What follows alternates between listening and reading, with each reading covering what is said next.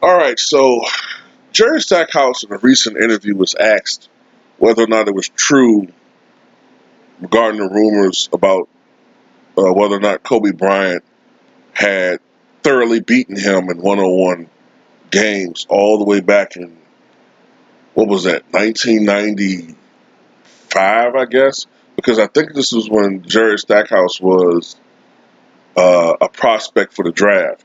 So it had to be 1995. So at that time, Kobe was like 17, maybe even still 16. Might not have even turned 17 yet.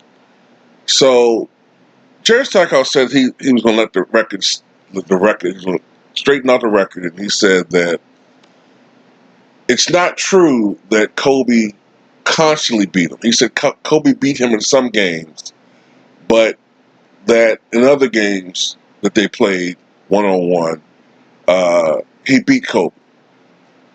And this is my thing. This is my thing.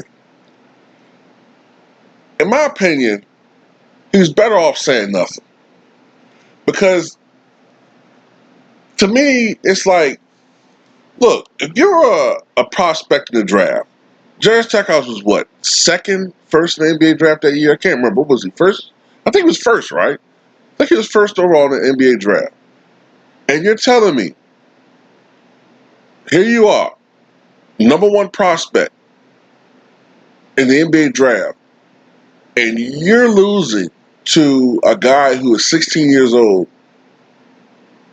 in high school. The fact that you're even losing to him at that particular time shows that Kobe was on a trajectory that he was just going to surpass you anyway. You know, I think Jerry Stackhouse has taken a considerable amount of L's over the past week or so. First with the Jordan situation, and now with Kobe. Like, dude, you're now on their level, and you never were. And the stats bore it out. Okay, uh, if you look at their one-on-one matchups, Kobe Bryant dominated Jerry Stackhouse for the most part. Um, Kobe Bryant was a superior rebounder. He was a superior passer, playmaker, defender, superior scorer. Although I do see that Jerry Stackhouse in their career games shot 38% from three. That's an anomaly because Jerry Stackhouse was not noted for his outside shooting ability. He might have improved somewhat in that area toward the end of his career, but he was never noted for his outside shooting. That was one of the weakest parts of his game when he first came to the NBA. He might have improved upon that maybe as he hit like 30-ish, became a role player. He might have improved on that shot, especially as that shot became more important toward the end of his career, the 2000 teens. But he was never a great three-point shooter. Kobe was just a superior basketball player. Jerry was a great athlete, and he was a very, very good scorer, uh, but he was also a shot jacker. I look at their best games against one each other, between each other, and Jerry Stackhouse's best game was a 46-point performance when he was with the Detroit Pistons. I think it was the year that he led the NBA in total points. He led the NBA in total points 2000-2001 season, although Allen Iverson led the NBA in scoring average that year. Um, the year that they went to the finals, the Sixers with AI. Even that game, Jerry Stackhouse, he scored 46 points against the Lakers, but he only shot 13 of 30 from the floor, and it was a loss. Meanwhile, Kobe had three 40-point games against Jerry Stackhouse, including two 50-point games. All right, so he dominated Jerry Stackhouse one-on-one. You know what I'm saying? And Kobe Bryant will go down as the second greatest shooting guard in NBA history. Some people consider Kobe the most skilled overall player in NBA history. And he's definitely top 10. Some people have him at least in their top 5. I'm considering pushing Kobe up a little bit more on my overall list as well. I'm really considering it because I'm thinking about whether some guys I have them higher because of sentimentality rather than reality. You know what I'm saying? Like some guys, it's a couple people in my top 10. I'm seriously beginning to think maybe I should notch them down just a little bit, just a little bit. So, but Jerry Stackhouse, he's not top 10, top 20, top 30, top 40, top 50, top 60, top 70, top 80, top 90, top 100.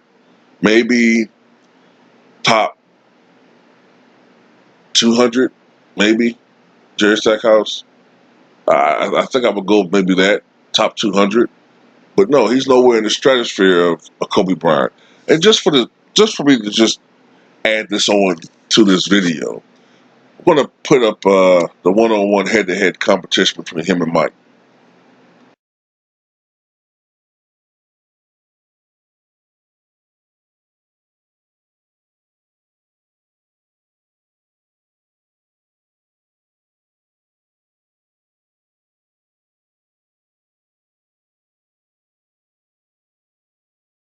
I already did a video talking about Jerry Stackhouse and Wizards Jordan and all that. And Jerry thinks he's better than Wizards Jordan. Fine, I don't agree with that, but fine. This is my thing though. I can't think of a player who's great, who's secure in his overall legacy, bragging about beating a 16-year-old player, high school basketball player, and a 40-year-old player way past his prime. I can't think of anybody bragging about that. You know, like for instance, I can't envision. Okay, like for instance, I can't envision Shaq or Patrick Ewing. Patrick Ewing was more of an adversary. I can't envision Patrick Ewing bragging about outplaying Robert Parrish at the end of his career. Who gives a fuck? He's 40 years old at that time, man. Who gonna brag about? You know what I'm saying? Like, why would Akeem Olajuwon, right, brag about putting up 35 or 40 against old ass Moses Malone from 94, 95, or 93? Like, why would he brag about that? You would want to beat or play that guy when he was in his prime. That's why Michael Jordan, being the competitor that he is, said, "Man, I wish I could have played Kobe against him in my prime." Like when he was playing with the Bulls the last couple of years, he was still great, but he wasn't in his prime. Mike, the competitor, would want to play him in his prime. Kobe, the competitor, even though he had that 55-point game against the Wizards when Mike was there, Kobe would have relished to have played Mike 10 years earlier when he was in his prime. Okay, that's why in that video when I was talking about uh, Sugar Ray Leonard, why I don't really have the same overall respect for him like some people do is because he waited until Hagler slowed down to finally fight him. Why didn't you fight this guy in 1982, 1983, 1984? You waited until he slowed down.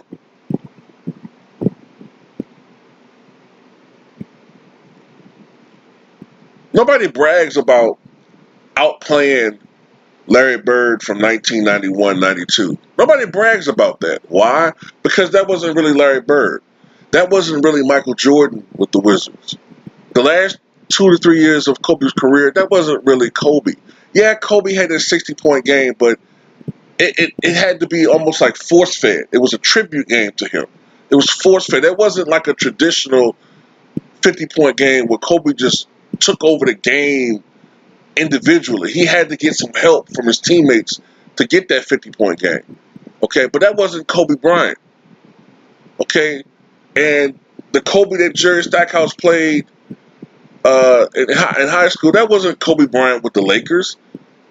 How could you brag about something like that? To me, that's bragging. I wouldn't even brought it up.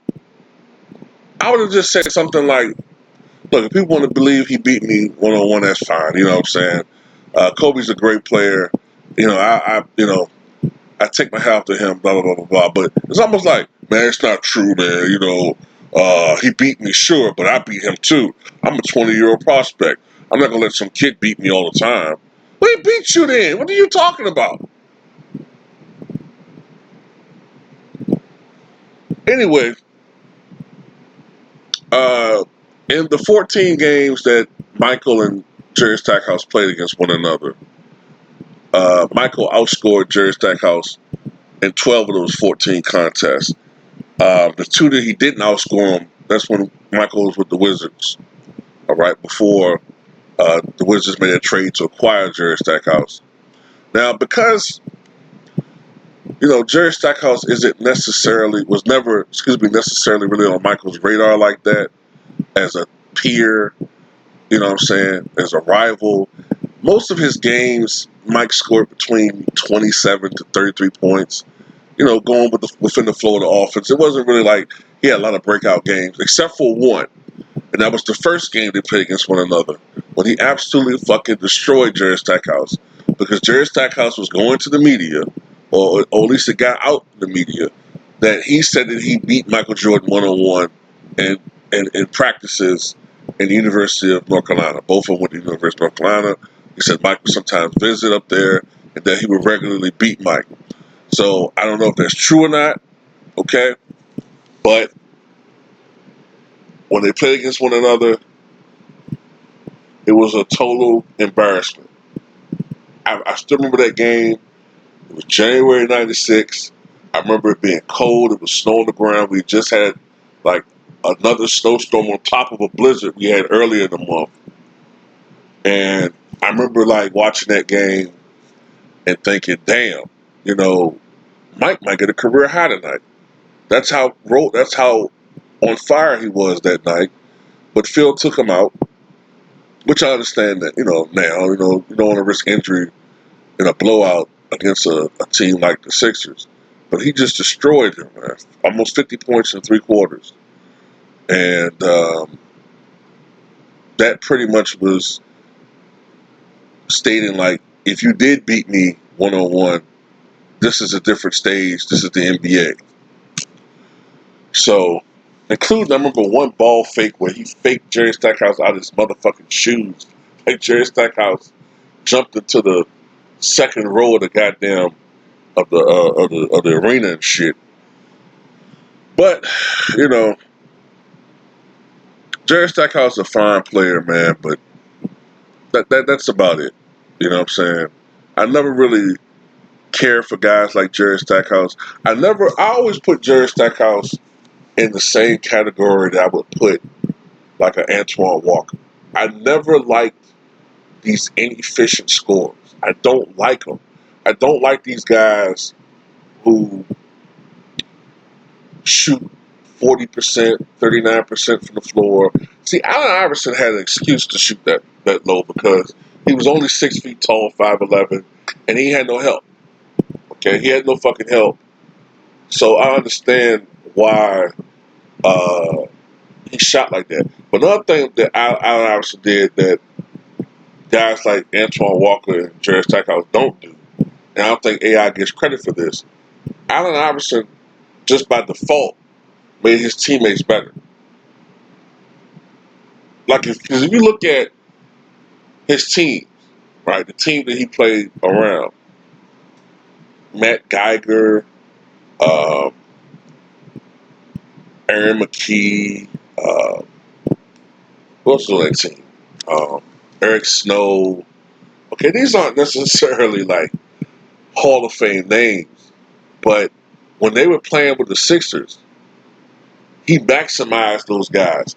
Like he helped to make each one of those guys better, but just because of the attention he got, just because of the attention that AI got from the defense, it maximized these other guys, to their full potential because they were able to have that room to create, make critical shots, and just do shit that's beneficial for the overall team. Stackhouse, guys like that, Antoine Walker, Now, I've never really had a lot of credence for dudes like that, man. Me personally, like I think Jerry Stackhouse at his best, at his best, is a complimentary piece. Preferably, I would have a guy like Jerry Stackhouse come off the bench myself, since he's like a scorer person. That's what he does. Guys like that need to come off the bench. You know. But anyway, that's just my opinion, man. Tell me what you guys think.